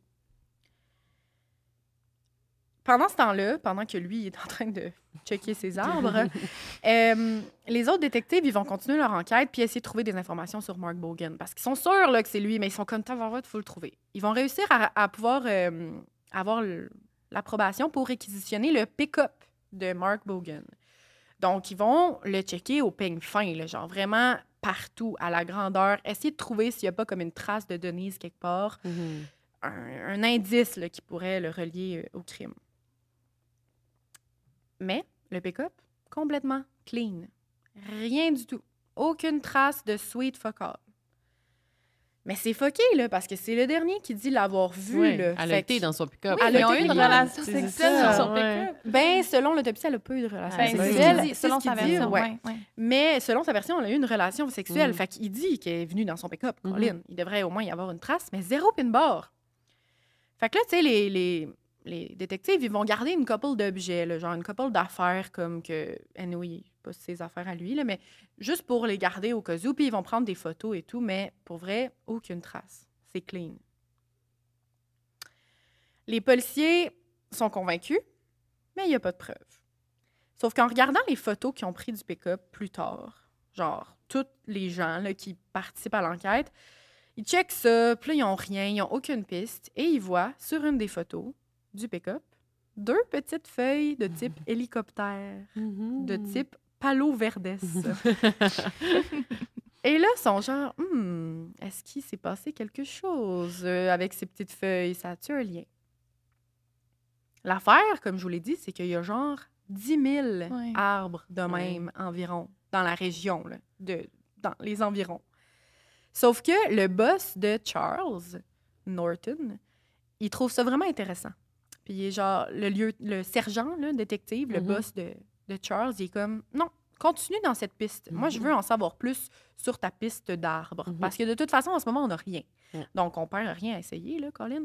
Peut-être que l'arbre, genre, une maladie, là. Oui, peut-être qu'il y a quelque chose qui vont être... Ah ouais, c'est pas grave, c'est pas grave. Ouais.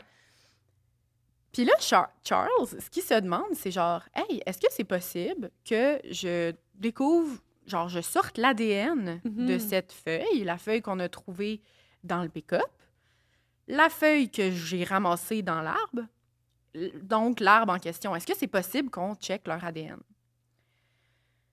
Ça s'était jamais fait avant. Dans aucun cas, genre, de crime, il y avait eu ADN de plante. Jamais, jamais, jamais. Fait que là, il partait de zéro, mais il était vraiment, genre, déterminé à essayer de trouver quelque chose. Fait que là, Norton, il va se mettre à faire des appels à des nombreux scientifiques partout au pays. Puis, bien, souvent, malheureusement, il va avoir des réponses négatives. Genre, non, on genre, fait pas ça de on fait pas ça, d'arbre. nous autres. Puis, je pense pas que ça va faire grand-chose dans ton cas. Ou bien des réponses genre, peut-être que ça se peut, mais nous, on n'est vraiment pas équipés pour faire ça, puis c'est trop cher, ça nous prendrait plus d'équipement, puis on peut pas faire ça. Mais après 15 téléphones, une réponse positive. Quelqu'un qui dit « Let's go, je veux vous aider ». Donc, on a un scientifique de l'université de Tucson, en Arizona, donc il habite super proche en plus, Tim Ellent-Jarris, qui a un PhD en génétique des plantes. Donc, c'est quand même intéressant. Lui, ça il tente d'essayer. La première question qu'on va y poser, c'est est-ce que, genre, c'est possible, en fait, d'avoir comme l'ADN d'une feuille, puis de le relier à un arbre en particulier? Même si, mettons, il y a plusieurs arbres. Oui, c'est ça. Même s'il y a plusieurs arbres de l'espèce, c'est possible de le relier à un arbre précis. Mais ça, ils ne savent pas encore. Fait qu'ils font des tests. Là, il y avait... Excuse-moi. C'était leur seule chance. Donc, ils vont faire des tests. Vu que... Là, le gars, le scientifique, il est comme, OK, parfait, nous, on a déjà extirpé de l'ADN de plusieurs plantes. Genre, c'est ça notre profession. Mais jamais de cet arbre-là en particulier. Fait que là, je peux pas te ressortir une vieille affaire. Il va falloir qu'on le teste. Donc, ils vont dépenser vraiment beaucoup d'argent, de bidou, là-dedans, pour avoir comme l'équipement nécessaire puis tester cette fameuse hélicoptère-là. C'est quoi son ADN? Ils sont rendus loin. C'est mieux d'arriver à quelque chose, sinon... Oui, mais tu sais, il n'y a rien d'autre, là. À date, c'est cold case. C'est ça, bien, oui. Donc, là, je ne vais pas rentrer dans les détails de les termes, de tout ça. Je ne comprends rien. Je ne suis pas une experte en sciences et tout. On comprendrait rien non plus. Exact. Ouais, c'est ça. Fait que, tout ça pour dire qu'ils vont prendre la feuille. Mhm. Là, ils vont enlever les graines. Ils vont mettre la feuille dans une solution chimique quelconque. Là, ça va brasser ça va devenir de la poudre. Là, ils vont rajouter ça. Ils vont passer ça dans de la chaleur, dans de l'électricité, dans des rayons ultraviolets. Bref, il y a comme un tout gros processus pour, finalement, découvrir c'est quoi l'ADN de cette feuille. Puis ils vont réussir à trouver, ça a l'air d'un genre de code barre. Fait que là, ils analysent celle du pick-up et celle de l'arbre que le monsieur a pris comme échantillon. Et ça match parfaitement. Le code barre est le même. Mais là, la question, c'est est-ce que toute l'espèce de cet arbre ont toutes le même? L'autre Palo Verdes à côté, il y a la même... Je me rappelle du nom. Wow. T'es bonne? J'écoute. J'écoute aussi, mais je me rappellerai pas. Non, moi non plus, Ouais, je sais pas Mais si t'as je l'aurais eu. pas de mémoire. Yes. Moi non plus, j'en ai pas. Au moins, on le sait. On s'en rappelle de ça. Donc, lui, il se dit... Puis là, c'est la partie que je trouvais le plus impressionnante dans tout ça. Là. J'étais comme, mon Dieu, comme le genre de choses qu'on ne penserait pas faire un humain Ouais. pas scientifique. Fait que là, Nous il autres. commence... ouais, nous autres. Nous quatre autour de la table. Il va tester ça sur 12 arbres de la région. Pour comme... Ils sont rendus là. Ouais, ils sont rendus là. Mhm. Ils se disent, écoute, on va en faire plein. Ouais. OK. Puis là, ils en prennent un autre arbre. C'est pas le même code barre. Oh. Un autre, pas le même code barre. Et là, ils sont rendus à 12 arbres d'avoir testé. Scanner un code barre. Mais en même temps, tu sais, quand tu fais cette profession-là, tu t'attends pas à essayer Non. de résoudre un meurtre dans ta Exact. vie. Oui, Tu sais, ça c'est devait excitant. tellement être excitant pour eux. Oui, là. c'est Ouais. vrai, être excité, bien S'ils peuvent raide. aider, Ouais. why not? Mhm. Puis c'est une découverte scientifique importante aussi. Tu sais, Ben oui. que les plantes ont Vraiment, un là. ADN propre. tu sais. Ouais, c'est quand même historique un peu. Ce qui Ouais, se c'est passe. ça. À moins que ce 100%. soit pas vrai. Ah. À moins qu'ils inventent de la bullshit. Ah, c'est vrai, Ah. merde. On va aller loin en temps. Ouais. Donc là, ils vont tester 12 arbres, mais la juge, c'est une femme. Bon, là, encore une fois, je lis pas mon texte, fait que je sais pas comment elle s'appelle. On va la retrouver un jour. Mais la femme en question, la juge, elle va dire OK, c'est bien beau vos 12 arbres dans la région, mais pour que votre preuve puisse venir être évaluée en cours, qu'on en jase avant le procès, je veux que vous testez sur 100 arbres, au OK. moins. Il OK. faut que ce soit une plus Ouais. grande statistique, Ouais. genre. Puis elle dit, tu sais, on va vraiment vous les spotter, là. Tu sais, on va en pogner dans cette région-là, dans une Mhm. région plus sec, dans le nord, dans le sud, partout en Arizona. Tu sais, on veut vraiment que ce soit pas juste, genre, une coïncidence. Ouais. Moi, mettons, je voudrais tester l'arbre à côté. Tu sais, Ouais. pour être sûr que ceux qui sont proches sont, tu sais, Ouais. sont différents quand même. tu sais. Aussi. Mhm. Fait que le scientifique, ben, il va se faire amener sans affaires, là, sans Sans petites échantillons. feuilles. Sans échantillon. Sans échantillon pour tester les fameux codes barres. Sauf que la juge, elle s'est dit, on essaye de le trick. Oh. On remet l'arbre en question, l'arbre qui match avec les graines du pick-up, là. On Mhm. le remet dedans pour Oh. voir s'il va s'en rendre Ah. compte. Mm. D'un coup que soudainement, c'est plus la même d'un coup que c'est plus la même ADN, puis que là, il me dit, ils sont toutes différentes. Mhm. Non, on t'avait mis le même arbre, tu sais. Elle essaie de le trick. Wow, mais ouais. Ouais. Ouais. Mais le scientifique, il y a plus d'un tour dans son sac. Et après 20 échantillons testés, il tombe sur le Mhm. fameux tricky. Puis il est comme, c'est le même. C'est le même Mhm. qu'on a trouvé dans le pick-up. Fait que ça convainc encore plus la juge. Elle est Mhm. comme, OK, Ah, il y a même pas... Ça marche son ça affaire. marche son Ouais. affaire. Ouais. Il n'est pas tombé dans le panneau. Donc là, ils vont commencer par se regrouper en procès parce que oui, tu sais, le procès commence finalement parce que là, ils ont quelque chose. Ils ont quelque chose à présenter. Tu sais. Puis au début, ils vont être plusieurs juges et plusieurs scientifiques dans la salle pour essayer de prouver que cette fameuse recherche-là peut être amenée en cours comme piste, comme preuve. Mhm. Ça va durer 3 jours où ils vont débattre sur le fait de est-ce que vraiment tous les scientifiques sont d'accord et que les juges acceptent et que vraiment Mhm. c'est quelque chose qu'on peut utiliser en procès. Ouais, est-ce que tu es éligible? Mhm. Ouais. Comme ça s'est jamais fait. Et le gelé, Suzanne Bolton, Suzanne, on La l'aime, juge. la juge va finalement accepter après 3 jours que c'est une preuve qui va être utilisée recevable. pour la première fois dans un procès. Puis sans s'en rendre compte, cette femme-là, elle a fait l'histoire, Ouais. comme tu Mhm, disais. mhm. Parce que c'est la première qui l'a accepté pour Mhm. un procès.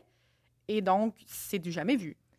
Mais quand même, c'est une preuve, mais je trouve pas que c'est hors de tout doute que c'est Ouais. lui, parce qu'un hélicoptère, ça se promène, là, Mm. décemment, ça, le vrai Puis- terme, mais genre, ça se promène, il a pu piler dessus dans son soulier, puis elle s'est ramassée dans son camion, tu sais, c'est pas... ça prouve pas qu'il l'a tué, ça prouve qu'il était là, proche de où on a trouvé son corps. Puis on sait déjà qu'il était là parce qu'il l'a laissé là, tu sais. Son badget était là, il était là. Ça. Ouais, moi aussi, depuis tantôt, je suis comme, OK, fine, mais c'est pas comme... C'est pas assez. Ouais, il faudrait qu'il y ait une confession ou des témoins ou une empreinte du sang sur son chandail, je trouve, pour que ça soit plus convaincant. Mais je te laisse continuer. Oui. J'y arrive. Donc, là, c'est ça. La preuve est acceptée pour passer en procès, mais c'est pas fini parce qu'il faut convaincre le jury au complet. Ben, c'est Donc, ça, des gens comme vous autres en ce moment qui sont comme, ouais, mais moi, je trouve que c'est pas assez. Un jury va être là, donc, pendant tout le procès, puis l'avocat va s'occuper de, genre, prouver son point en tabarouette avec l'aide de foule de scientifiques, dont eux qui ont trouvé vraiment la chose, pour essayer de leur prouver que c'est ça, hors de tout doute raisonnable, ça montre que c'est lui. Ce qui l'amène comme histoire qui serait arrivée. Il y a eu une rencontre dans une cabine téléphonique, comme il l'avait dit. C'est là que que la femme Denise était cette soirée-là. Puis elle lui aurait fait des avances ou peu importe. Elle serait montée avec lui dans son camion. Donc ça, jusque-là, c'est ça. Il y aurait eu un début de potentielle relation sexuelle, mais ça l'aurait pas abouti. Parce que ce qu'ils vont amener dans le procès, c'est que Mark Bogan, il aurait demandé à Denise si elle acceptait de se faire attacher. Parce que lui, il avait une espèce de fétichisme de bondage. Puis, c'est ça, là, ils n'ont pas juste utilisé la plante, ils ont fait amener plein d'ex-conquêtes de Mark Bogan ou des gens qui le connaissent pour témoigner du fait qu'ils ont déjà été soit attachés par Mark, ils savent que, genre, ce gars aime le bondage, puis bon, il va y avoir des témoignages qui prouvent que c'est vrai. Il y a même un témoignage qui va affirmer que elle, ça y est arrivé avec Mark, c'était consensuel, puis qu'il l'avait attaché avec une corde en métal, le même genre de corde qu'ils ont retrouvé sur les lieux. Puis elle savait pas, en disant ça, qu'ils ont retrouvé sur les lieux. Fait que ça match un peu. Ouais, vraiment. Ensuite, Denise, elle aurait comme accepté, mais à partir d'un certain moment, elle était plus à l'aise parce que peut-être que là, elle se sentait comme prise, puis elle aimait pas ce qu'il faisait finalement vers elle. Donc, elle aurait commencé à le repousser, puis à lui dire de la détacher. Mais Mark, il aurait pas aimé ça. Donc, il aurait commencé à être encore plus insistant. Denise, elle aurait débarqué du char en sous-vêtements et en camisole avec juste son chandail par-dessus, puis elle aurait commencé à courir loin de la route, donc là où on l'a retrouvée. De là, Mark il aurait fait « non, non, non, ça ne se peut pas ». Il serait parti à courir après elle, puis il aurait commencé à avoir une espèce de bataille, d'où le spot en gazon de terre enlevé, là, comme s'il y avait eu du monde qui se couche à terre, qui se frappe, qui blablabla. Ensuite, voyant qu'elle crie, elle se débat, elle est plus forte qu'il pensait, puis il n'est pas capable de la contrôler, puis il n'est pas capable surtout de la faire changer d'idée et de revenir en arrière. Dans sa tête, il a comme atteint un point de non-retour. Il aurait pris son propre chandail pour l'étrangler jusqu'à temps qu'elle arrête de crier. Ensuite, voyant qu'elle est inconsciente et qu'elle ne respire plus, il l'aurait traînée juste un peu plus loin sur le ventre pour la mettre un petit peu plus loin de la route, juste au cas qu'on la voit sur le bord. On va avoir d'autres témoignages aussi pendant le procès parce que les policiers vont avoir parlé à tellement de gens. Puis, il y a un témoin, en fait, qui va corroborer avoir vu un pick-up blanc, pareil comme celui de Mark Bogan, à environ 1h30 du matin dans le même secteur. Puis, c'est un secteur assez campagne, là, comme je l'ai dit, qui n'est pas à côté de la ville. La femme de Mark Bogan, parce qu'il avait une femme, elle va être au procès et elle va témoigner aussi pour dire que son mari serait revenu du travail aux alentours de 2h du matin, puis ça l'aurait réveillé. Puis elle dit qu'il était comme un peu énervé. Là, on va faire comme le chemin, savoir comme où est-ce que le corps a été retrouvé et la maison de Mark. Et il y a 18 minutes qui les séparent. Donc, 1h30, 2h, ça a du sens. Finalement, le jury va accepter l'avocat... La théorie. De la couronne. Puis va reconnaître que Mark Bogan est coupable de meurtre au premier degré. Il va obtenir une sentence de prison à vie, sans possibilité de libération avant 25 ans. Puis aujourd'hui, Mark Bogan, il dit encore qu'il est innocent. Puis que c'est pas une plante qui va l'avoir piégé. Mais il est encore en prison. Aussi premier degré parce que c'était peut-être pas prémédité, c'était peut-être juste un élan de colère. Je Je trouve ça C'était sévère. comme là-dessus Mais tant qui mieux, si c'est un était... tueur, j'aime ouais. mieux qu'il aille en prison à vie, là, mais j'essayais juste de m'imaginer. Là. Donc, voilà mes 3 histoires. Et là, de vous poser la question, qu'est-ce que vous pensez de tout ça, Mais la là, fille? Mais tu sais, ton mensonge, tu sais, à quel point il est gros ou petit, Ouais. c'est ça que je me demande, genre. Complique-toi pas la vie, là, dis juste que... Est-ce que c'est un petit détail, tu sais, mettons? Ouais, c'est ça. Est-ce que toute ton histoire est vraie, sauf que c'était Ben- pas la première fois que des plantes avaient été amenées en procès? Tu sais, mettons, c'est autant précis que ça? Mettons, ce serait à partir du moment où, genre, je vous dis que l'enquête va dans ce sens-là. Genre, La mettons, résolution. Moi, je pense que c'est l'enquête va dans la trajectoire de balle fucked up. L'enquête va dans les policiers qui n'étaient pas là le matin lors de la brume. Brouillard. Puis lorsque l'enquête va, genre, on y va avec la plante, avec cette théorie-là. Je dirais Ok. que c'est à partir de là que j'ai menti. Mais moi, j'allais dire que l'histoire numéro 3, j'y crois au truc de la plante, mais Oui. j'ai pas l'impression que c'est lui puis qui est allé en prison pour ça. Ouais, je sais que c'est ça. Pas Je sais que hors j'en de ai tout déjà doute entendu raisonnable, parler c'est puis que pas ça, promis. ça l'a été Fait. fait. Non, ça, j'y crois. Ouais. Mais tu peux pas mettre quelqu'un en prison meurtre premier Parce pour ça. qu'il y avait une feuille Ouais. dans son auto qui fitait. C'est Mais, ça. mais il y avait les cordes qui étaient pareilles. Là. Il y avait les cordes, puis ce qu'il dit, en fait, c'est que, là, j'ai peut-être sauté ce bout-là, là, rapido, mais dans le fond, la théorie de l'avocat, c'est que le pick-up, il y avait comme quand même des traces de où est-ce qu'il l'avait laissé, mais, tu sais, lui, il dit qu'il l'a juste laissé, puis il est parti. Il dit pas qu'il... tu sais, il dit qu'après, il l'a pas revu. Mais ce qu'on amène en cours, c'est que en partant avec son pick-up, c'est lui qui a raccroché la branche. Puis l'espèce de truc sur la branche qui est comme C'est son pété, pick-up qui l'a fait. c'est son pick-up qui l'aurait fait. Fait que c'est ça qui prouve, en fait. C'est qu'il était là, puis là, il y aurait 2 feuilles de cet arbre-là qui seraient tombées dans sa boîte de pick-up quand il l'aurait accroché. OK, ouais. Puis c'est ça qui prouve, Ça en a fait. du sens, c'est bon. OK. Ben, si tu Fait que dis que c'est c'est une la des deux direction de l'enquête, Mhm. moi, j'élimine le premier. Le premier, j'y crois. Ouais. Moi aussi, j'ai... Ouais, la brume. Ouais, la brume ou le dernier. Parce que c'est ça. Mais peut-être le dernier, parce que ça se peut que l'enquête, elle soit juste pas allée autant là-dedans, tu sais. Mm. Et bah, Parce que la brume, moi, je trouve que c'est le plus crédible parce que, mettons, c'est vraiment pas la première fois qu'on entend parler de des policiers un peu Mhm. lâches puis qui reçoivent aucune conséquence après. Là. Mhm. C'est Ouais. quand même pas nouveau. Non. Fait que peut-être que c'est une stratégie de ta part d'être allé avec de quoi de facile et qu'on y croirait assez facilement. Mhm. Mhm. Mais moi, je trouve le premier t'a mis plus tellement de détails scientifiques Mhm. que c'était peut-être pour camoufler le fait que c'était Oh. un mensonge. OK. Mais T'as c'est une juste... très bonne poker face en plus. En ce moment, je suis genre, OK. Ben, Mais parce que les 3, j'y croirais sinon. J'essaie plus d'y aller dans... Mhm. Mais ils ont Comment tout du t'aurais sens. caché Ouais. quelque chose. Mhm. Mais donc, je vous on laisse y aller, a dites votre la opinion. brume, puis on sait pas pour la plante, puis toi, tu penses que c'est le premier. Fait qu'on est mitigés, là. Toi, tu penses que c'est la brume qui est... Je sais plus, là. Mais pensez-y, je vous laisse débattre. Hey, je suis contente, parce que je pensais que ça allait être obvious, mon mensonge. Ah ouais? Non. Même moi, en le racontant, j'ai senti que j'étais pas la même personne quand je racontais. Moi, nous, on a Mais ça ça, passe on se là, connaît free. pas personnellement, Non, fait non. qu'on peut pas savoir. Non, mais je sentais que j'avais de la misère à parler quand j'arrivais au moment où que je devais vous expliquer. Ah, Ah. ben là. Mais Attends, je sais pas dis-le si- je sais pas, pas toi, si t'as ça connais vous pas. aide. Ouais, Kenny. c'est ça. Fait que vous votez pourquoi? Je sais pas. Là, tu viens de me mélanger. Ouais. Ben, moi, je vais voter pour le troisième. Là, Ouais. c'était ma première théorie. Ouais, mais- c'est ça que t'avais dit. Hein. Ouais. Ben, je vais voter pour la brume, d'abord. OK. Tu votes pour Ben le premier? là, je veux pas me fier à ton indice. Là. Moi, j'allais dire le premier, mais avec ton Mhm. indice, c'est que t'as quand même bugué quand t'expliquais le brouillard. Hmm. Je me rappelle de ça. Je l'avais noté Roulement dans ma de tête, mais je voulais pas me fier à ça. Roulement de tambour. Ouais, c'est quoi tu dis? Ben, je vais quand même rester avec le premier, Ok. juste pour... Comme ça, on a tous chacun. Ouais, Hey, c'est c'est mitigé. Je suis contente. Eh bien, mon mensonge, et là, avec mon indice, tu avais raison, c'est le brouillard. Mm. Yeah! Ouais.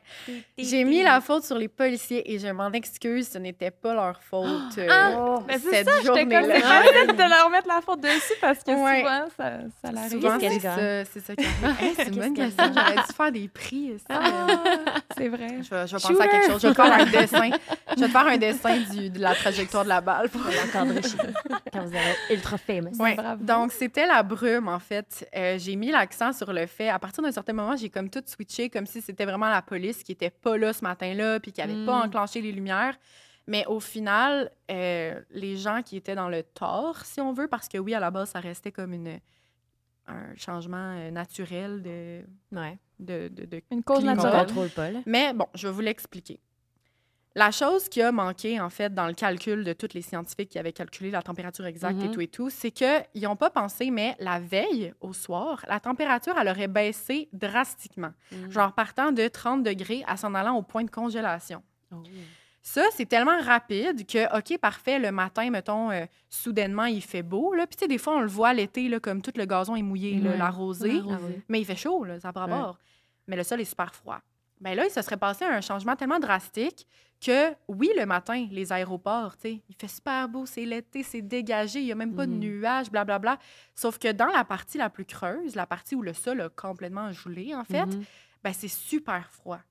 Puis on va être capable de déterminer, en fait, par un pilote d'hélicoptère qui passait dans le coin et des avions aussi, parce qu'il y a des gens qui avaient leur propre avion puis qui ont décidé d'aller filmer comme les lieux de l'accident juste après. Puis l'hélicoptère, lui, c'était juste avant, en fait. Il avait vu une espèce de champignon de brouillard, vraiment là, condensé, là, au même endroit. Genre, tu sais, il fait beau, paf, un champignon de brouillard.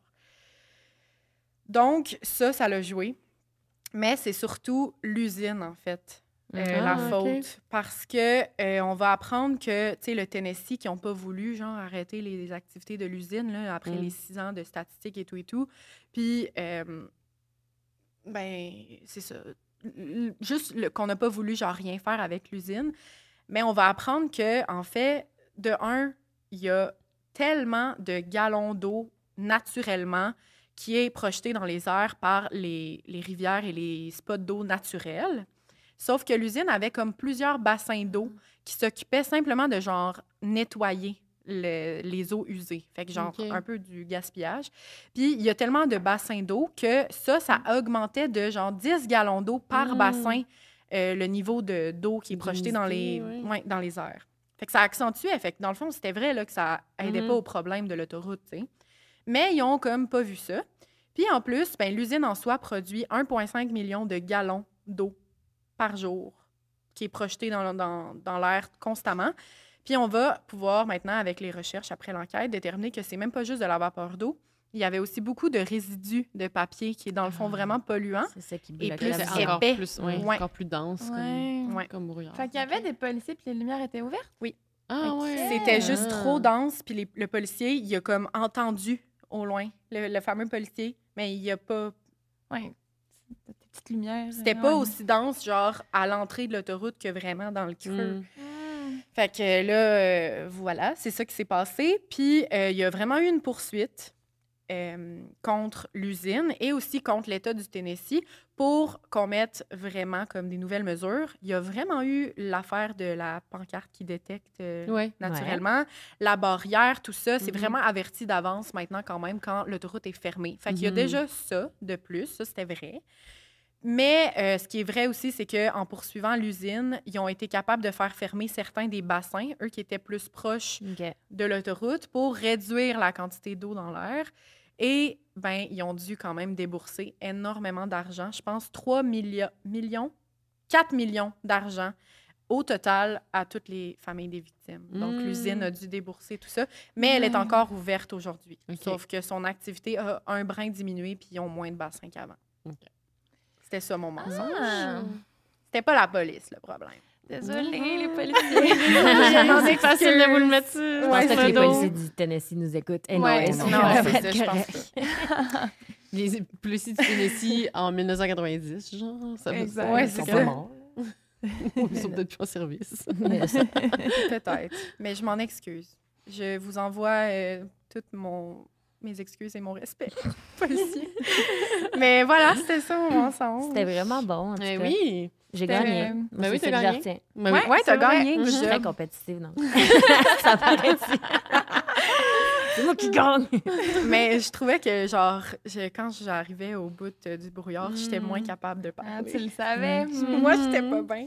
Ben, j'avais Mais spoté que t'avais bugué, mais c'était juste quand t'expliquais c'était quoi du brouillard. Fait que j'étais comme, ben là, je pense pas qu'elle ment sur c'est quoi du brouillard. là. C'était le texte que j'étais le moins capable de lire. Je sais pas si vous avez remarqué, j'étais perdue tout au long de mon texte pour ça. Peut-être. En tout cas. Pas t'as remarqué, pas vrai? Non, Ok. j'ai pas remarqué. Non. Non, mais. Parce qu'à la fin bonne. aussi, t'es la juge, Ouais, c'est ça, c'est tu notes vrai. son nom. Mhm. Dans le fond, c'était tout voulu. Tu voulais être mêlée un Ouais, peu c'est partout ça. pour pas Ouais. pour brouiller les pistes. C'était Ouais. tout voulu.